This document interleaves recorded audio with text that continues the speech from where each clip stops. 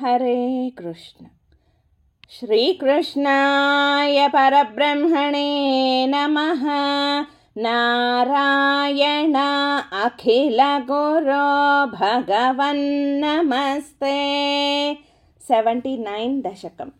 बलसमेत बलानुगतो भवान् पुरमगाहत भीष्मकमानितः। द्विजसुतं त्वदुपागमवादिनं धृतरसा तरसा प्रणनामसा। भुवनकान्तमवेक्ष्य भवद्वपुः नृपसुतस्य निशम्य च चेष्टितं।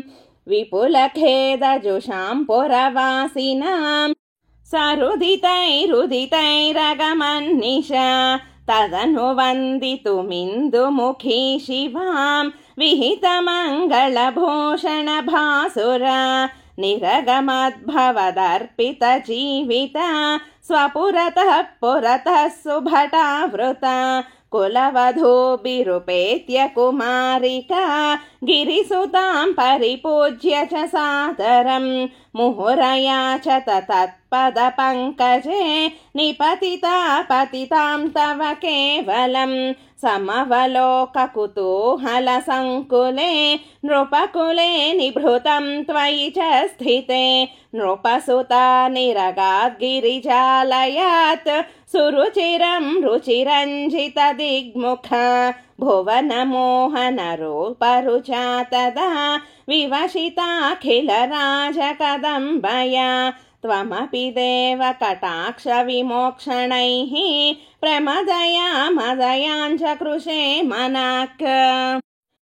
क्वनु गमिष्यसि चन्द्रमुखीति तां सरसमेत्य करेण हरन् क्षणात्। समधिरोप्य रथं त्वमपाहृताः भुवि ततो विततो निनदो द्विषां। क्वनु गतः पशुपालैति क्रुधा कृतरणा यदुभिश्च जितान् नृपाः। न तु भवानुदचाल्यत तैरहो पिशुनकैशुनकैरिव केसरी। तदनु रुक्मिणमागतमाहवे वधमुपेक्ष्य निबध्य विरूपयन्। हृतमदं परिमुच्य बलोक्तिभिः पुरमया रमया सह कान्तया। नवसमागमलज्जितमानसां प्रणय कौतुकजृम्भितमन्मथाम्। अरमयः खलु नाथ यथा सुखम् रहसितां हसितां शूलसन्मुखीं। विविधनर्मभिरेव महर्निशं प्रमदमाकलयन् पुनरेकदा। ऋजुमतेः किल वक्रगिरा भवान्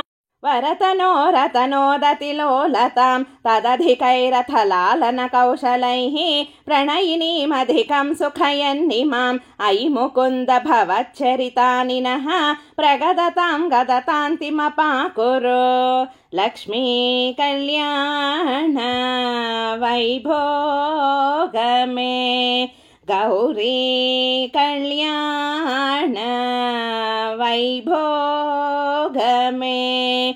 रुक्मिणी कल्याण वैभोगमे।